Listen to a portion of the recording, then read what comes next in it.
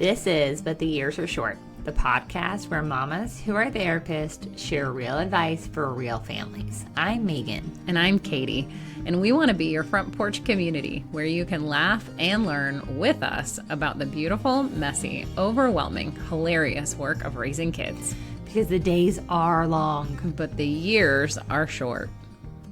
All right, y'all. So welcome back to But the Years Are Short. Today is really important and really special. We're diving into a topic that so many families quietly wrestle with this time of year. Navigating the holidays across two homes. If you are parenting after separation or divorce, you already know this. The holidays can feel super tender. There's logistics, the emotions, the traditions, and the pressure to make it magical. All that layered on top of wanting your kids to feel connected and cared for in both places. In this episode, we're breaking all of that down. We'll talk about how to prepare kids for the back and forth of the holiday schedule and how to hold space for those mixed feelings that come up when a kiddo can be genuinely happy right where they are in one home and still miss their parent they're not with. We're sharing ideas for traditions that can travel with your kids, ways to protect them from the adult stress that tend to creep in, and why you don't need to make up for lost time just because the calendar looks different this year. And because it's real life, we're also talking about extended family, how to handle the well-meaning but confused relatives who don't totally understand the schedule, and how to set boundaries with kindness. This is one of those conversations that blends both sides of our world, therapy and our collaborative divorce work, which we haven't talked a lot about yet. But so we're going to give you the kind of practical support and emotional grounding that actually helps during a season that can be a lot. So, Megan, let's get into it. Okay. Yeah. So, Katie, I think one of the big things that causes a lot of stress is the schedule around the holidays for kiddos and can be for parents. And so I think let's just start there. And how do we help our kids understand and navigate this process through it? Katie, one of the things that I talk to parents about for the schedule is talking about it, helping them to have a good understanding of what the plan is based on their parenting schedule and their preferences and things like that. And then actually creating a calendar that is either color coded or definitely visual, either way, that helps our kids see and understand where they're going to be and what they're going to be doing. Because I think that also helps them get excited about the pieces, and it helps them bring some anxiety down. So that's one of my big concrete things. What are the things that you do to help families and talk to them about the holiday logistics? Yeah, so I'm going to piggyback on top of that and say that, so when you talk about putting the calendar together, I think it can be extra helpful if you have the same calendar, right? So even if you take a printout that you get from online and write on it and highlight it or whatever stickers you use or whatever works for you and your kiddos, if you make two of them and then each home has the same one that's up on the fridge or on the back of the pantry door or whatever, in their bedroom. In their bedroom, right? That's a great idea. And then that way it's got the same foundation, right? And so the kids are seeing the same thing in both places. And so when they're confused about, wait a minute, what day are we doing this? Because for the families that have two homes, it can be the holidays get the holiday schedule supersedes the typical schedule. And so it's you take that typical, let's say that you have a week on, week off with your kids, or you have a 2-2-5 where it's the kids spend every real Monday. Divorce talk right now, aren't we? Yeah, I know. So, so let's say that your kids are in one home on Monday, Tuesdays, a different home on Wednesday, Thursdays, and then they do, they alternate Friday, Saturday, Sunday. Okay. So, but then you lay the holidays on top of that. And let's say that they have, I don't know, 5 days for Christmas in one place and then the next 5 days somewhere else. And then that lays on top of what your normal schedule is. The whole thing is pretty confusing for a grown-up. 100%. Right. And so then if we take that and we just sort of expect that kids are going to do what we tell them is going to happen, that's confusing. And that creates some anxiety. So this whole concept of giving them a calendar is not like a throw it away advice. Like that's really, really stinking important for the holidays. Yes. So, I mean, when you have kids who are older, you can share like a Google Calendar with them, or if you have a co-parenting app, you can add them into that. But realistically, unless you have kids who are like 14, 15, you really need to have a posted calendar that everybody's looking at. I don't know. What do you think? Yeah, no, I think the calendar is very helpful for kids, like, around all the things around their schedule, especially when we're talking about, like, elementary and middle school kids. I think a calendar is super helpful, for that because it is a visual, concrete reminder of things, and so I think that, like, it helps them be like, "Okay, like, I wanna do this, but wait, hold on." And because, like, they're navigating going between the 2 homes, which is completely fine, and we can support that, but it gives them a really good tangible thing to look at, to reference, and to have to be able to hold some of this, so it doesn't have to be held in their head all the time. I think the other piece is, like, when I work with, kids, like elementary and middle school parents would be like, "I have the calendar, but they still ask." Yeah, that's okay, right? I think we need to remind Mhm. ourselves of that too. Is like, okay, then you use the calendar as a tool. Okay, let's go look. Let's go look together and help our kids use that tool and help our y'all as parents use the tool. Katie, love when we say like we could do the same thing at both homes because y'all that like brings so much normalcy for our kids and Mhm. that consistency of like mom and dad are on the same page even though they're Mhm. in two different homes and like literally by having the same calendar like that like helps our kids in so many ways. I know we're always like let's try to have that consistency and fluidity between homes because that helps our kids, and so I think this is a small thing that has so much power, just having like Yeah. a real calendar. Oh yeah. Oh yeah, Hmm. absolutely. Yeah, so one of the things that can be super helpful is thinking about um the feelings that are going to come up for your kids, right? So Hmm. if we like let's say that we have the calendar implemented, we're paying attention to like the overall game plan.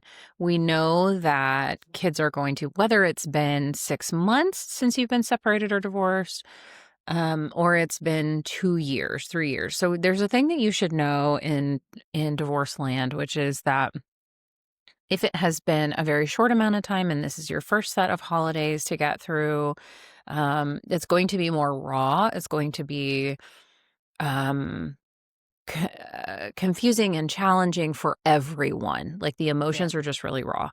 After that, it becomes a little bit easier, or less tumultuous, but it still is always going to be a little bit sad for your kids that they'll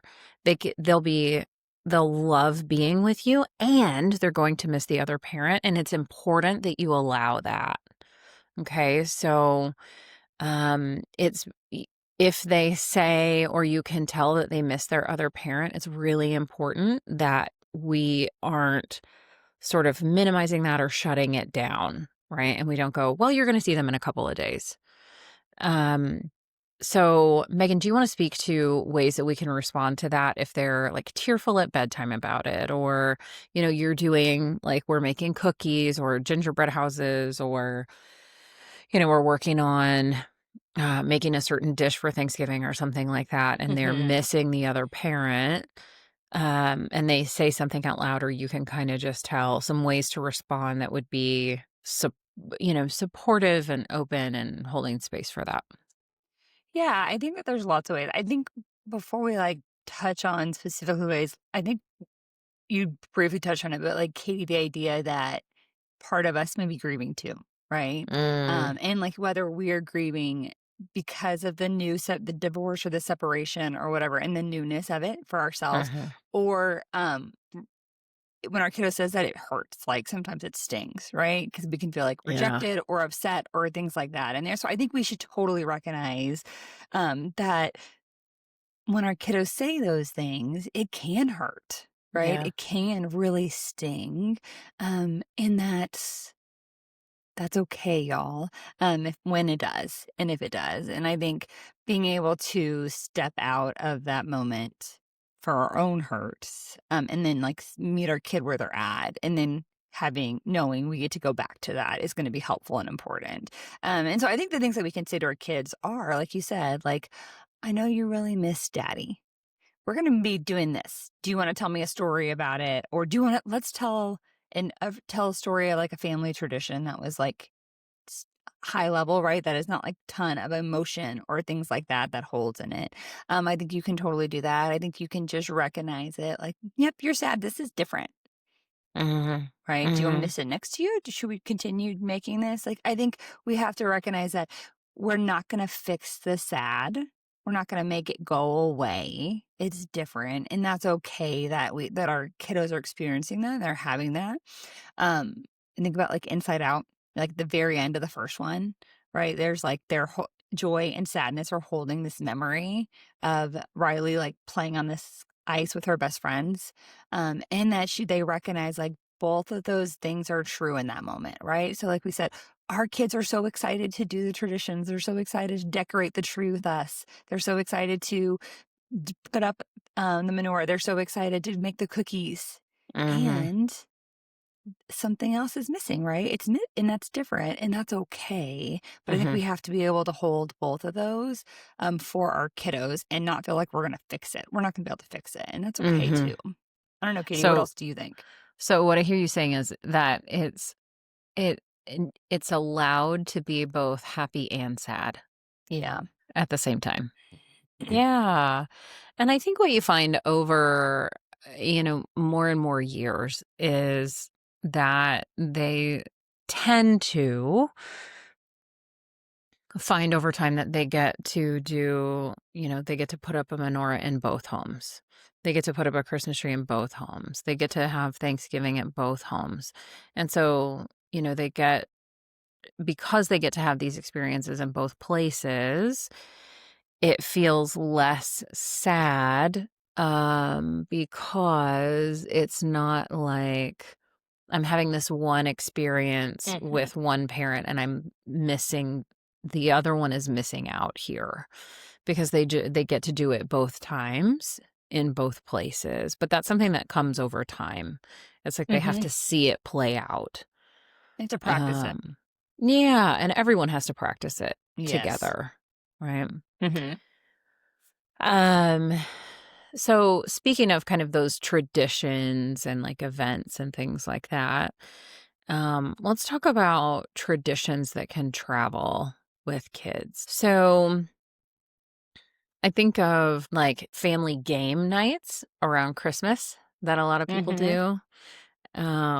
That regardless of what the family looks like or who is involved in the family, who the players are kind of.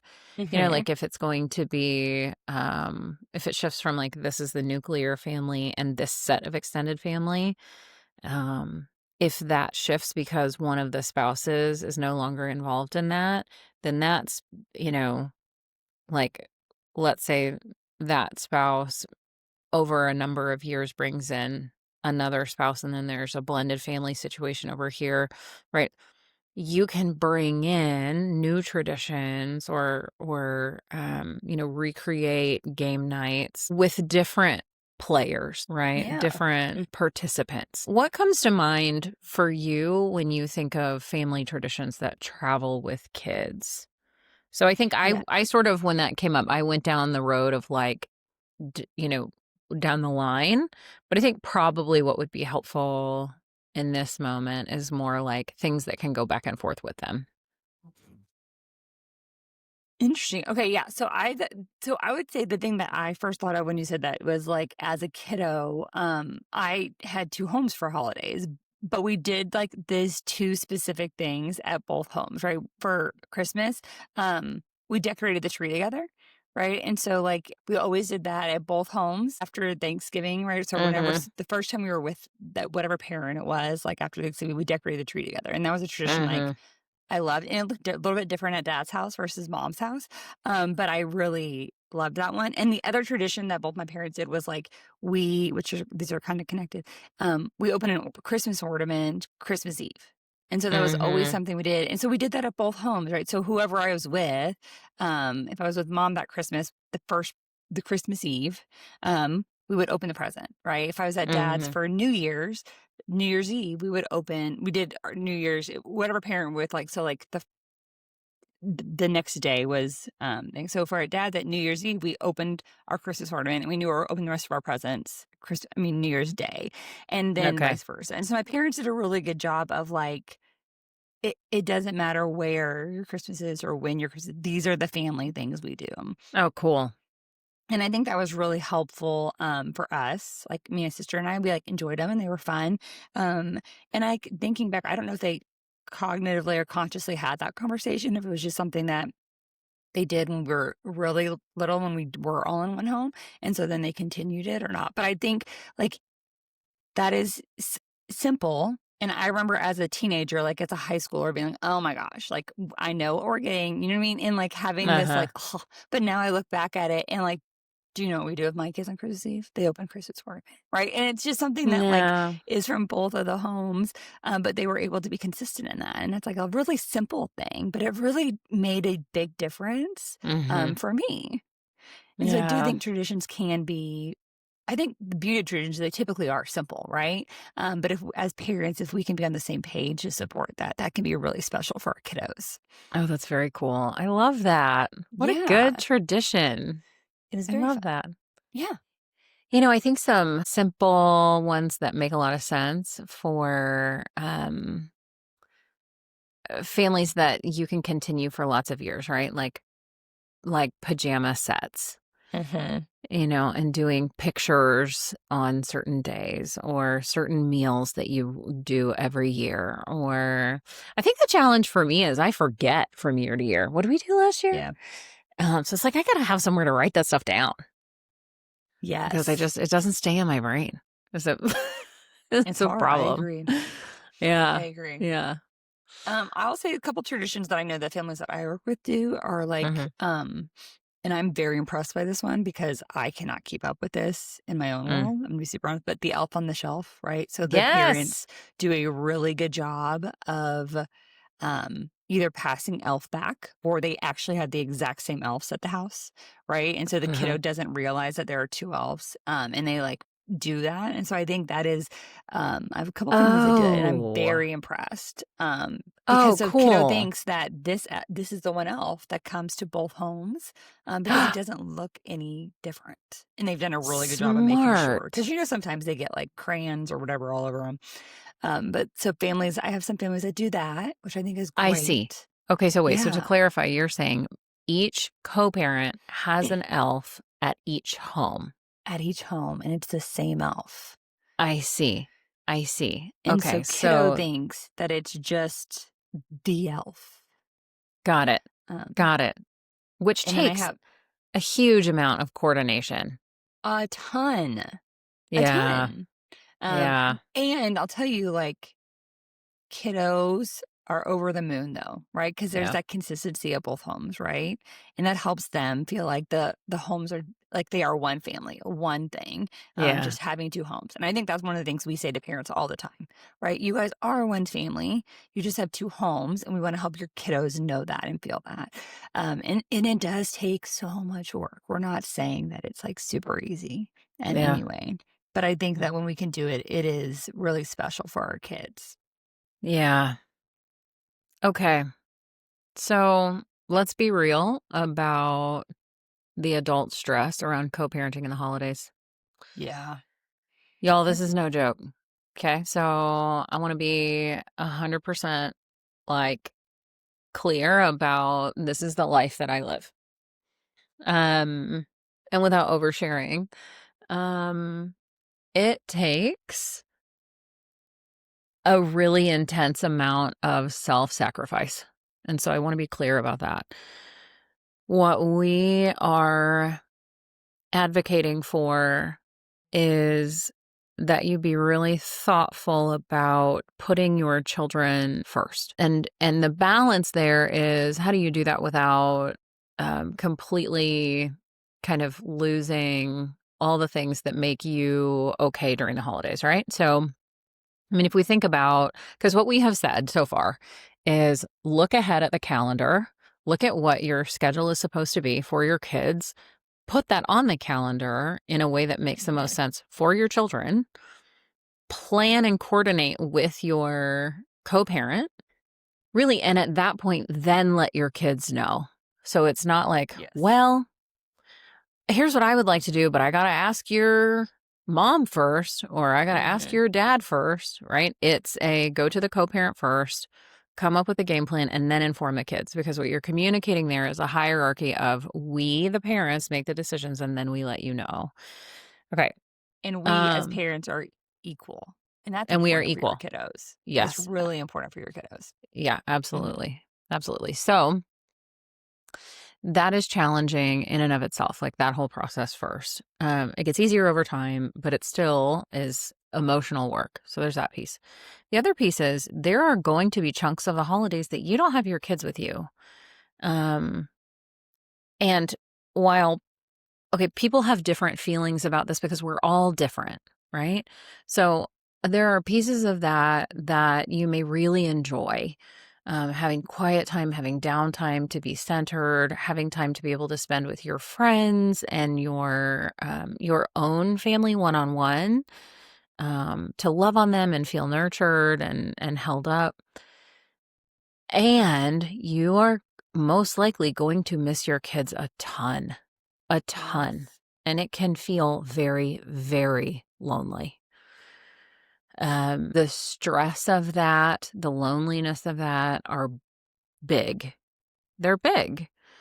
And so I think it's really important that we don't skim over that and that we're real about it. And so I think that the thing about why it feels important to talk about it is that your processing of that is not your children's to assist you with, which is a big statement. All right, Katie, unpack that a little bit more. Yeah. What does that look like in real life? So, for example, okay. So I had a moment over Thanksgiving I was telling Megan about ahead of time. And I'm going to be mindful about not oversharing. When, the specific stresses of having my kids during some time and not other times, and my kids not understanding the gravity of that. And it sort of just hit me like a truck.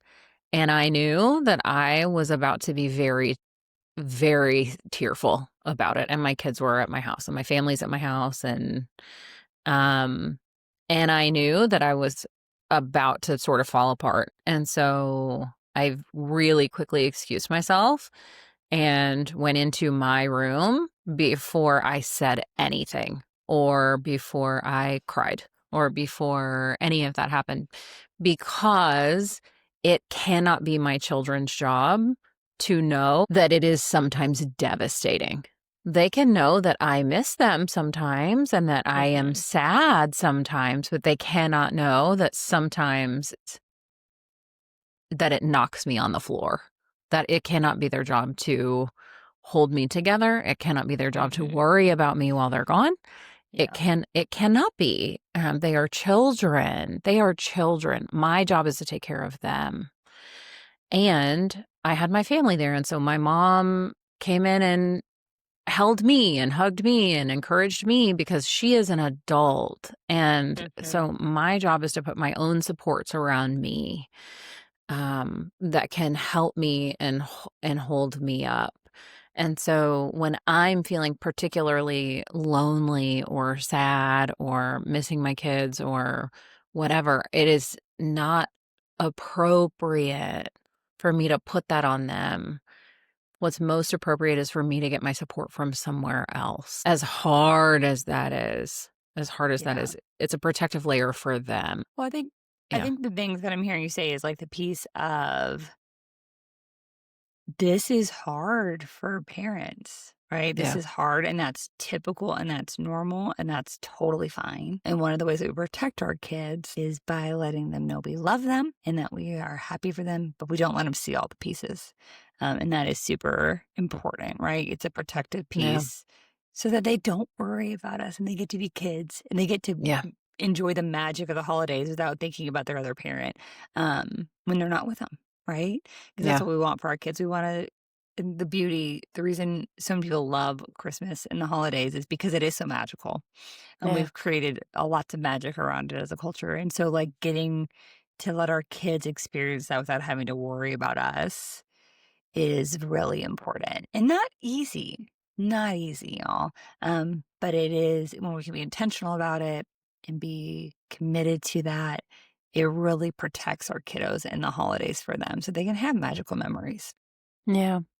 I think, Hmm. the counter argument that I hear for that sometimes is that parents often ask, like, but that's not genuine. And I want my kids to see me cope with hard things, or I want to like model that. Hmm. And I hear that. And I think that there's a way to be measured. And we've talked about before, having your kids join you when you feel like you're in emotional chaos is not something that's going to be helpful. Mm-mm. But when you have processed it to the point that you're able to say, babe, I'm having a tough day. Sometimes I have a hard day and I feel really sad.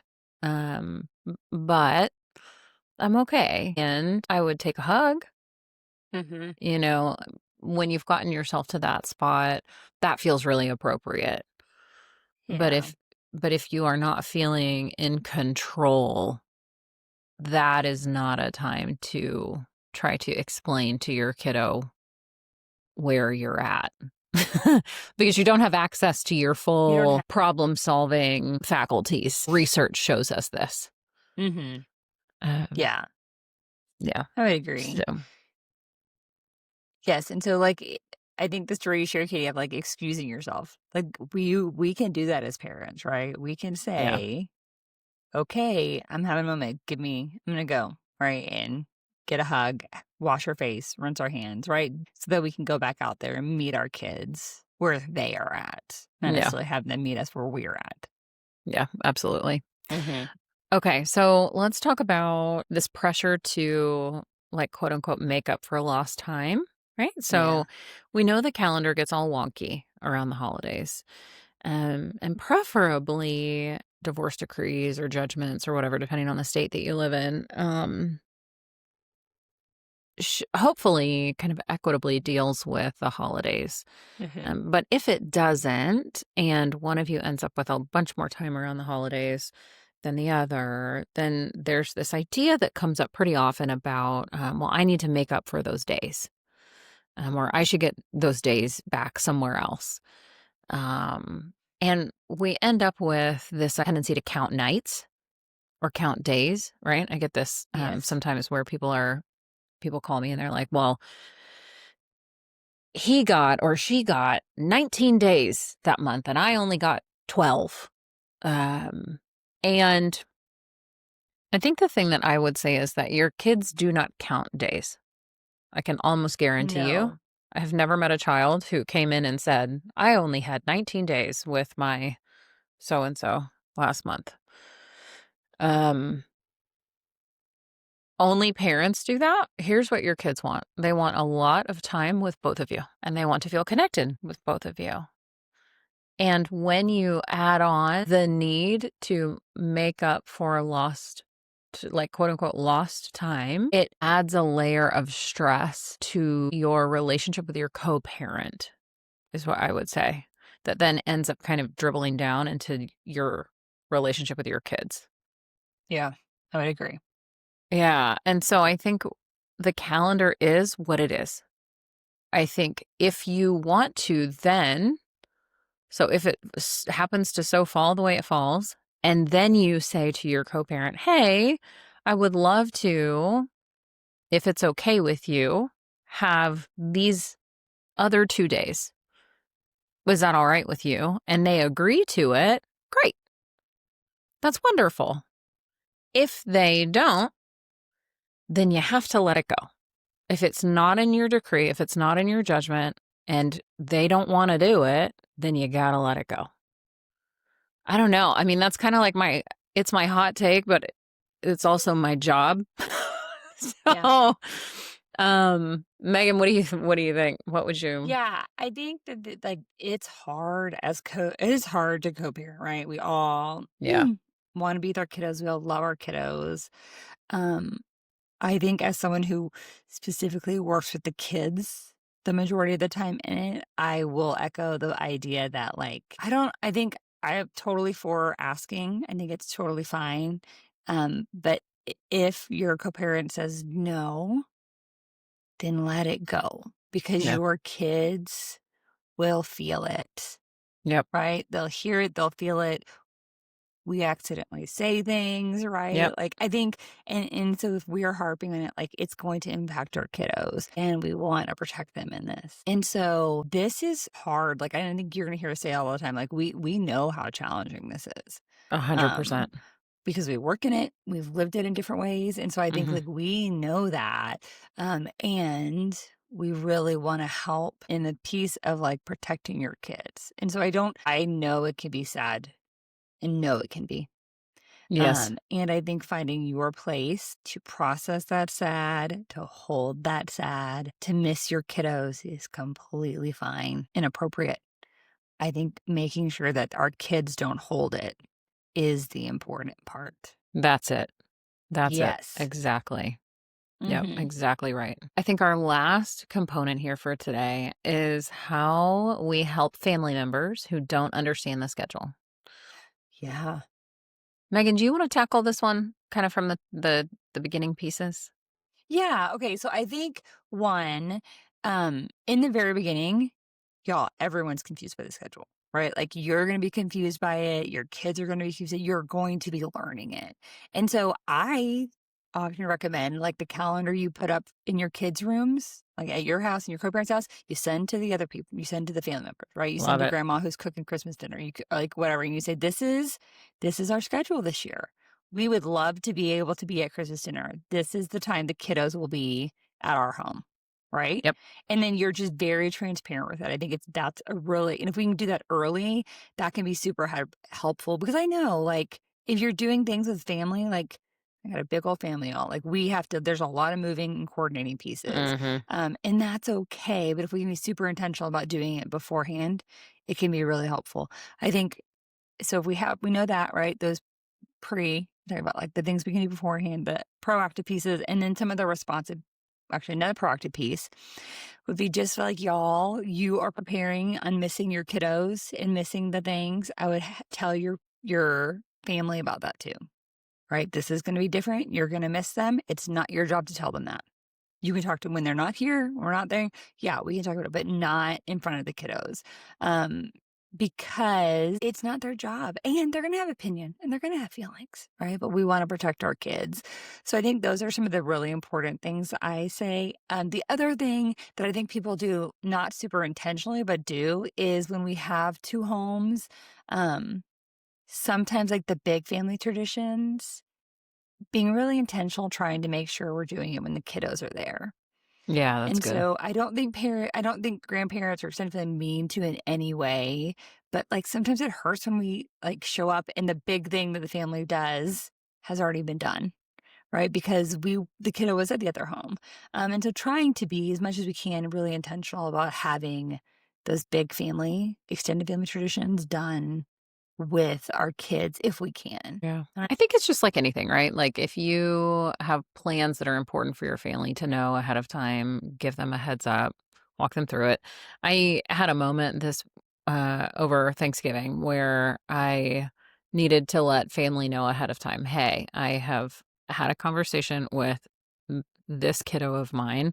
We had an agreement about what she's going to eat during Thanksgiving dinner. It'd be really helpful if we're not going to talk about it as a group. Right, because it's kind of been a thing, what she'll eat, what she won't eat. I don't want she doesn't want a lot of attention on it. So we're not gonna we're not Mhm. gonna mention it.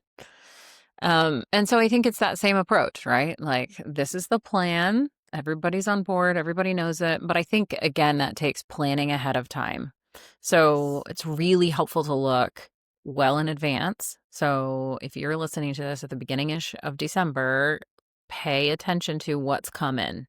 Mm-hmm. And get everybody on board. Just go ahead and make your game plan. Yeah, so it can all be done really, really well. Make lots of space for your kiddo to love their other parent and the family on the other side. Lots of room for that. Lots of room to miss them. It doesn't threaten anything about you or their relationship with you. It actually gives them lots of room to feel safe and comfortable with you. So we hope this was helpful, and Yeah. All right. May your days be less wise, this all sticky, and more. Everyone's still alive, so we're good. Bye, guys. bye. Our music is by Stephen Bedall.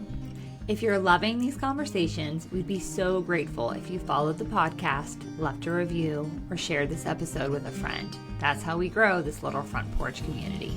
And remember, the days are long, but the years are short.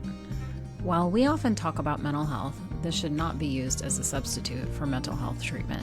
If you or your child are struggling, please reach out to a local provider.